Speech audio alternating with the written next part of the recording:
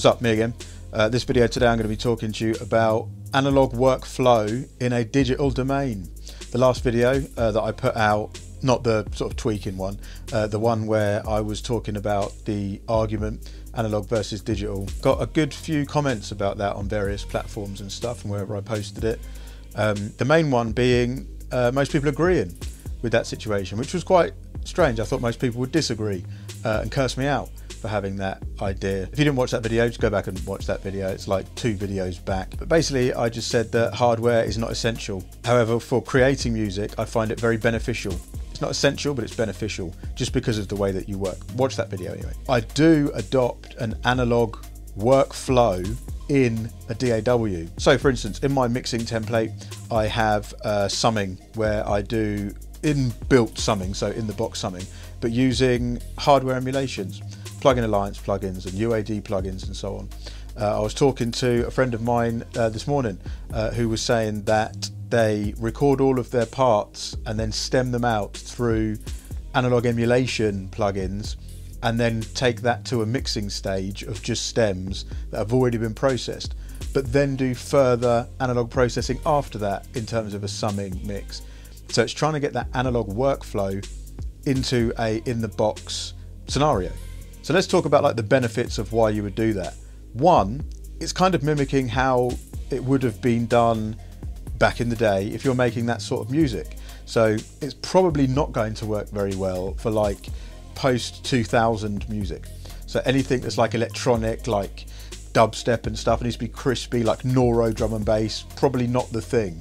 But things like real instruments, drums, guitars, keys, if you want them to sound older, you adopt that workflow. And you might not have a 50 grand SSL desk, but you do have really good SSL style emulations now, of which you can then pass all of the audio through and commit to stemming the sound of that channel strip on the audio file. So it's like you're doing the recording stage through some analog, not real, but fake emulation, and then going to a mix stage where you do the same sort of thing. So one thing I've adopted recently is taking your stems into a mixing session and treating that mixing session like it was a mixing desk.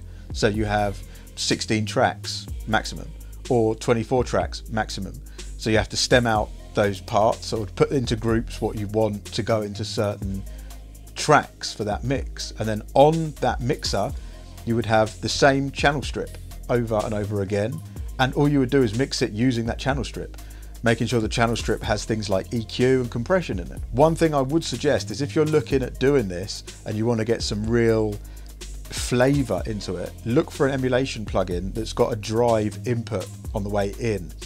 Rather than just using the gain of the actual clip, driving the plugin itself. Some of them vary. Some of them are like -18, they love it. Some are like -9, they love it. It's really dependent on what one you pick, what plugin you pick, but you can find out this information online. So for instance, I like using the new Lindell 50 from Plugin Alliance. I love that as a great channel strip plugin. And I use the input on that to drive it into the next component, so like the EQ and then into the compressor. Same with the SSL channel strips, same with the Neve channel strips and so on.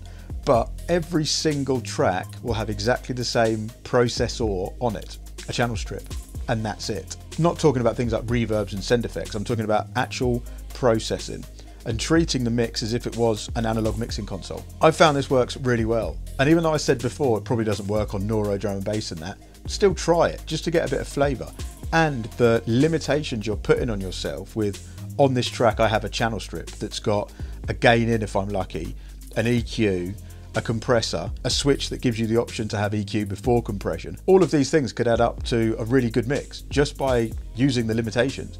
So just having a channel strip, that's got those things on it, nothing else. Not having an EQ from one manufacturer, a compressor from another manufacturer, a distortion from another one.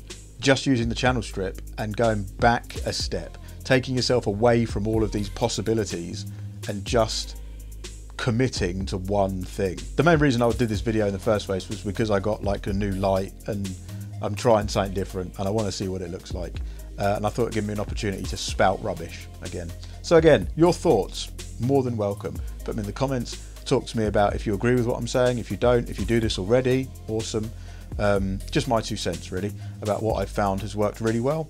and just a change of workflow. Simplifying things often makes things sound better than chucking every plugin that you own at it. Also, if the video looks any better, let me know. If you think again it looks shit, please tell me and I'll change it. Lockdown, trying a few different, I'm in this home studio all the time. So yeah, lockdown, trying a few different ideas. So yeah.